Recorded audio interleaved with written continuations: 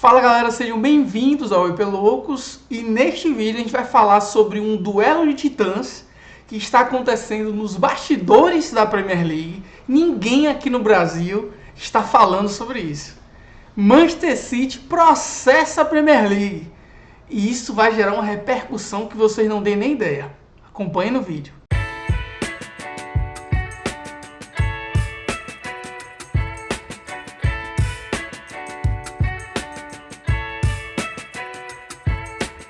E aí pessoal, aqui é o Fred trazendo conteúdos exclusivos para você que é fã da Premier League com um jeitinho diferenciado. Primeiramente é importante estabelecer o contexto que motivou o Manchester City a processar a Premier League. Fato esse que é inédito na história do futebol inglês.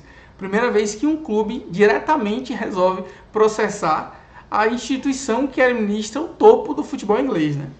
E vale lembrar também que a Premier League nada mais é do que a junção de todos os clubes da primeira divisão, né, da divisão principal, que sentam à mesa para poder decidir o futuro do campeonato. E é importante mencionar isso porque a gente vai discutir a ironia disso um pouco mais à frente. Mas o contexto é que nós lembramos muito bem que o Manchester City foi acusado de quebrar diversas regras de lucro e sustentabilidade financeira da Premier League, cometeu supostamente 115 violações, entre elas algumas relacionadas diretamente às quebras de regras de sustentabilidade financeira, mas outras relacionadas à transparência de todo o processo, de disponibilidade de documentos para serem avaliados e julgados, e transparência também em relação ao pagamento de salários de jogadores e treinadores de um período bastante longo, que vai de 2009 até 2018.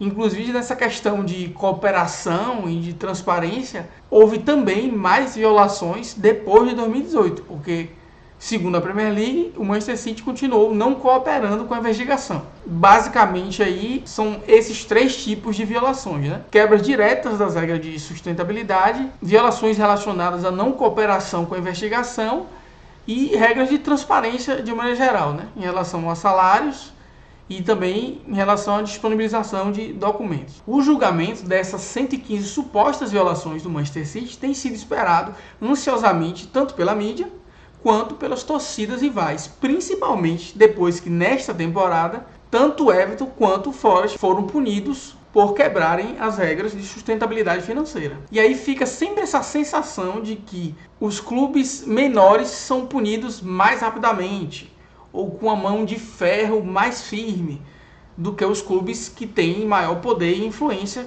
como no caso do Chelsea e do Manchester City, que estão aí para serem julgados e ainda não foram. Os casos de Forest e Everton são diferentes porque, além de serem muito mais simples, é de uma violação única, e da regra mais clara possível de quebra de sustentabilidade, que é qualquer clube que passe de um déficit no período de 3 anos de 105 milhões de libras sabe que será punido. Então, embora Everton e Forest tenham contestado a decisão por questões subjetivas, por exemplo, se você faz um investimento no estádio, esse custo entra na conta ou não entra na conta? Isso é uma questão. No caso do Forest, por exemplo, foi questionado o seguinte: a venda de Brennan Johnson para o Tottenham aconteceu um pouco depois da data limite dessa análise dos 3 anos. Se eles tivessem vendido antes, como eles tinham proposta para vender, eles não teriam passado no limite. E aí o argumento é, a gente esperou para poder vender por um valor maior,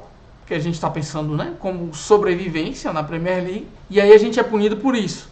Embora o argumento faça sentido, mas a regra é muito clara e eles sabiam da data limite, eles escolheram vender depois para ganhar mais dinheiro, mas eles têm que assumir as consequências disso também. Então, a questão do estádio é um pouco mais subjetiva, mas enfim, tirando essas questões pontuais, a regra é muito clara. Você tem um balanço, você pode gerar lucro ou ter um déficit, e se o déficit ultrapassar 105 milhões de euros, ou, nesse caso, 105 milhões de libras num período de 3 anos, o clube vai receber uma punição. E se o clube gastar muito numa determinada temporada, isso vai sendo carregado para a próxima análise, porque é sempre num período de 3 anos consecutivos. E aí, aquele ano mais antigo é deixado para trás, entra o novo ano, mas aqueles 2 anos que compunham o primeiro ciclo vão sendo processados de novo nos ciclos que vem, né? Por exemplo, se um clube tem suas contas analisadas aí de 21, 22, 22, 23 e 23, 24. No próximo ciclo, só o primeiro ano que vai ser descartado, né? Vai ser analisado 22, 23, 23, 24 e 24, 25. Então, se o clube gastou muito nesses 2 anos, né? 22, 23, 23, 24, esse peso vai sendo carregado por um período, né, até que ele seja desconsiderado, sendo substituído pelos anos posteriores, né? Então, é uma análise simples, objetiva e que há pouco grau de subjetividade.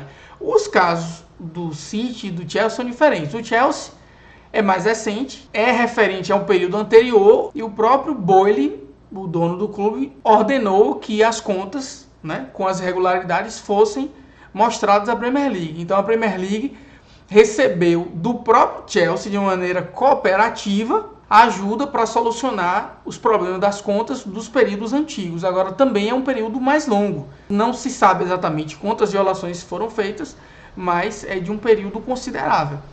Também vai demorar mais um pouco. Então, a justificativa da demora é pela complexidade e pelo número de violações, e não pelo fato do clube ter mais poder ou influência, como no caso de City e Chelsea. No caso do City, é algo inédito, né? 115 violações, e que realmente tende a demorar essa análise. Com esse contexto estabelecido, é interessante entender que durante todo esse período que a gente espera o julgamento do City, o City se considera inocente, fazendo esse papel de perseguido pela Premier League, uma coisa que eu nunca entendi como eles poderiam justificar. Qual o motivo que a Premier League teria de perseguir o seu clube com melhor desempenho nos últimos anos, né? Tá fazendo análise de algo que foi encontrado. Não faz muito sentido esse argumento de que o clube está sendo perseguido. E esse argumento continua, né? Agora, nesse processo que o City está movendo contra a Premier League, o argumento é que ele está sendo discriminado. Chegou a usar um termo ridículo de discriminação pela maioria. Como se, nesse caso, o City, que é um dos clubes mais ricos da Premier League, estivesse sofrendo discriminação. Pobre coitado do Manchester City, que contrata jogadores de 100 milhões de libras a cada temporada. Grealish numa temporada, Vardiol numa outra temporada, e está aí se acusando de estar sendo perseguido e está sendo discriminado. Discriminado pelos demais clubes, né? Clubes pequenos que estão se juntando para lutar contra o Manchester City, como se o City fosse a vítima e todos os outros clubes fossem culpados, né? É uma inversão de valores terrível, né? Ele assumir a responsabilidade como o Chelsea fez. Então esse é um dos motivos, inclusive, que o City está sendo julgado, né? O fato de não cooperar e estar o tempo todo dizendo que é inocente, que está sendo perseguido, que é uma vítima na história. Com relação ao julgamento dessas 115 violações, ele já está agendado para novembro, né, o início do julgamento, e com a decisão final prevista para o verão de 2025, né? Então, no final dessa próxima temporada europeia, a gente tende a ter o resultado do julgamento do Manchester City. Vendo todo esse contexto, o City resolveu atacar antes de esperar o resultado. E aí um contexto bem interessante pelo seguinte: embora o processo não esteja diretamente ligado a 115 violações, pode impactar nesse julgamento caso o City consiga ganhar da Premier League nessa avaliação, nesse julgamento. É interessante mencionar o seguinte, que esse julgamento, que inclusive está acontecendo nesse mês de junho, né, um julgamento que deve durar em torno de 2 semanas, está acontecendo às portas fechadas, aí a mídia não tem acesso, mas assim, a mídia brasileira poderia estar noticiando isso que eu estou noticiando aqui, né, do que já se sabe até o momento, mas o resultado do julgamento a gente não tem acesso até o momento, né, está sendo feito a portas fechadas, num período longo, e é um julgamento, por enquanto, fora dos tribunais, né, fora desse âmbito judiciário. É ali o Manchester City acusando a Premier League e um painel independente que vai ouvir os dois lados e vai chegar a uma decisão final. Enfim, sobre o que é que o City está acusando a Premier League. A acusação é de que a Premier League está inibindo o City de fazer investimentos para melhorar o seu elenco da forma que o City planejava fazer, e com isso está diminuindo o seu poder de competitividade. Imagino que esteja falando isso mais para o cenário europeu, porque, né, a competitividade da Premier League é difícil de entender esse argumento para um time que tem ganhado nos últimos anos e tem dominado o campeonato. Ou talvez a ideia é que o City acha que deveria ganhar com mais tranquilidade se tivesse investido muito mais, mas eu acredito que o foco realmente tenha sido na Liga dos Campeões, depois de falhas sucessivas e pelo fato de ter ganhado uma vez só nesse período tão longo, né? Mas o que exatamente eles argumentam? É o segundo ponto das regras de sustentabilidade. As regras de sustentabilidade mais conhecidas são essas do período de ciclo de 3 anos, que não pode passar de 105 milhões de libras negativo. Mas o segundo ponto é, para que os clubes não inflacionem receitas, de tal forma que, ainda mais esses clubes que são financiados pelo dinheiro árabe, né, o dinheiro daquela região que sobra, e aí esse investimento, muitas vezes é um investimento que vem direto dos proprietários, né, com suas empresas, é algo muito difícil de controlar, né? E aí se imagina que o City pode fazer um investimento altíssimo no seu clube e dizer que aquilo ali é como forma de patrocínio de uma empresa cujo dono também é o mesmo dono do Manchester City, né? Que é exatamente isso que está em discussão nesse processo. Clubes como City e Newcastle, né, têm donos bilionários, né, dos caras mais ricos do planeta e que têm propriedades e empresas gigantescas. E aí esses caras que têm cheques sem limites, eles podem simplesmente dizer, ó, o patrocínio do City nessa temporada é 500 milhões de euros para o estádio, para os naming rights do estádio. E aí o Manchester City poderia contratar o mundo todo de jogadores e ganhar o campeonato com 10 rodadas de antecedência. Não faz sentido, né? Então, o que foi estabelecido pela Premier League, por ironia do destino, não diretamente relacionado ao Manchester City, mas foi na época que o Newcastle foi comprado, porque o dono do Newcastle é, na verdade, o mais rico da Premier League, né? Com medo de que o Newcastle pudesse virar um gigante da noite para o dia e investir milhões de euros e passar todo mundo, a regra específica relacionada às receitas foi criada. E essa regra é conhecida como Associated Party Transactions, ou seja, são essas operações de uma parte associada ao clube, ou seja, do mesmo dono. Então, nessa época que o Newcastle estava sendo comprado, houve uma votação por todos os clubes da Premier League, que é exatamente como eu falei que as decisões são tomadas, e por ironia do destino, o City se absteve, não votou, todos os outros clubes votaram a favor do estabelecimento de um limite para essas receitas, menos o Newcastle. O Newcastle foi o único que votou contra, que não deveria haver limites. Se o dono quiser gastar 1 bilhão no clube, que ele tem o direito de gastar da forma que quiser. Mas como isso poderia gerar um desequilíbrio ridículo, todos os outros clubes votaram para que haja limite. E como é que esse limite é estabelecido? A ideia é que um órgão independente vai julgar essas transações de partes associadas aos clubes. Então, mesmo que o Abu Dhabi, né, os Emirados Árabes Unidos, o dono do clube, resolva investir 200, 300 milhões de euros no City em forma de um patrocínio, esse órgão independente vai avaliar o valor do patrocínio que o City está trazendo, vai avaliar o mercado e todos os outros patrocínios que os clubes gigantes da Europa estão recebendo, e aí julgar se aquele valor está acima ou não do valor de mercado. Eu acho uma regra super razoável e absolutamente necessária.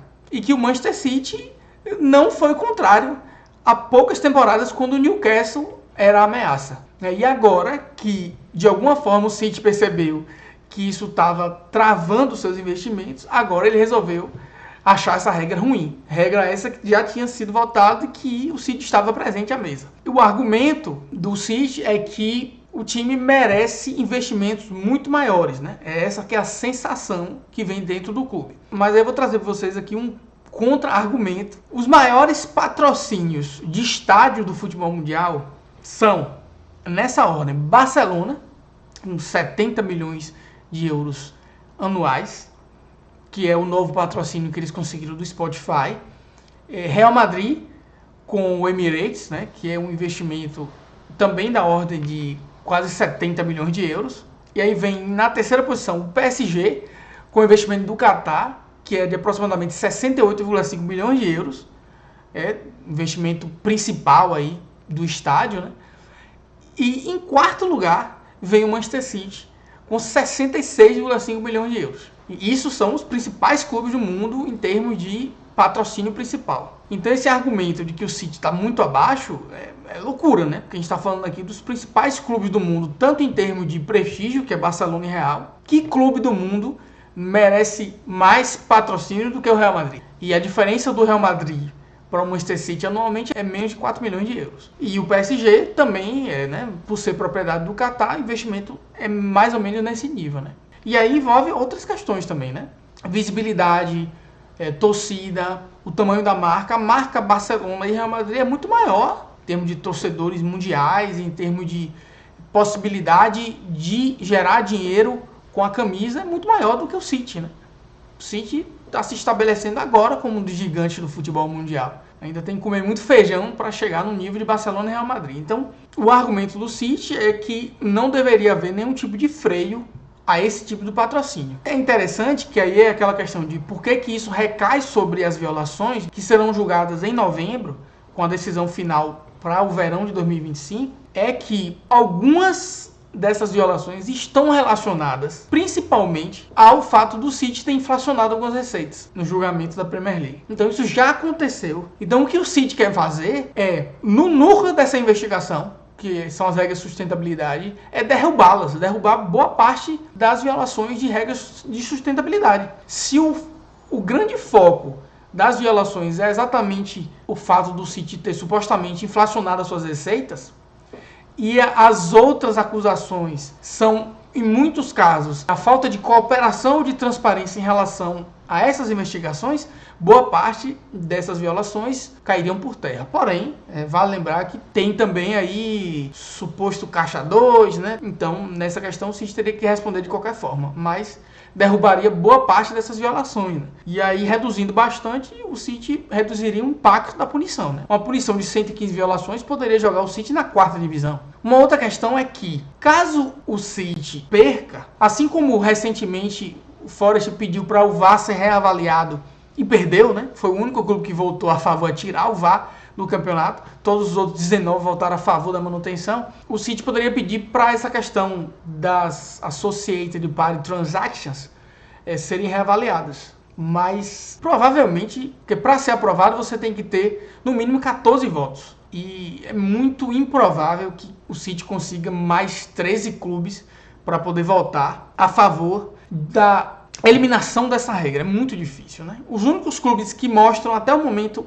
uma concordância com esse processo do City são Newcastle e Aston Villa. Todos os outros entendem que é fundamental que essa regra persista, né? Porque senão, imagine quantos jogadores City, Newcastle poderiam contratar sem essa restrição, né? Inclusive o Newcastle agora que não classificou para a Liga dos Campeões, sabendo que tem que respeitar as regras de sustentabilidade, talvez tenham que negociar jogadores. É isso aí que mantém o campeonato competitivo. O Chelsea está tendo que negociar jogadores, então está negociando o Lewis Hall, né, que foi emprestado ao Newcastle com a obrigação de compra. Está negociando o Madison, pode negociar Gallagher, principalmente porque esses jogadores da casa, né, das divisões de base, é considerado um lucro absoluto, né? Você não pagou nada por ele e aí joga no balanço como receita total.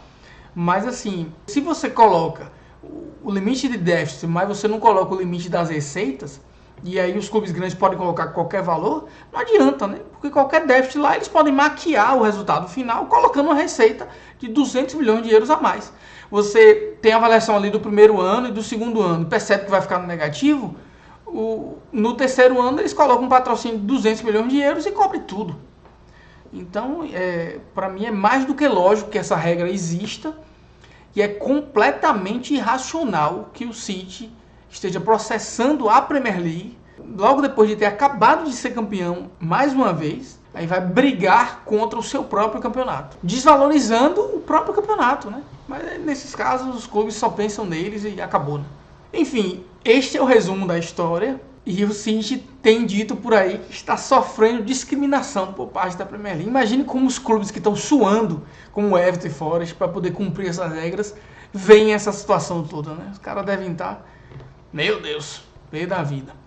Mas enfim, eu queria saber a opinião de vocês, de que lado vocês estão e qual é a expectativa que vocês têm em relação a isso, né? Algo que pode mudar o rumo das regras de sustentabilidade financeira da Premier League para os próximos anos, né? Inclusive as regras de sustentabilidade financeira já estão sendo reformuladas. Eu acho que é razoável pensar em flexibilizar um pouquinho, mas não é razoável querer quebrar as regras e aí favorecer os times ricos de forma a gastar sem limites, né? Porque aí vira brincadeira, meu irmão.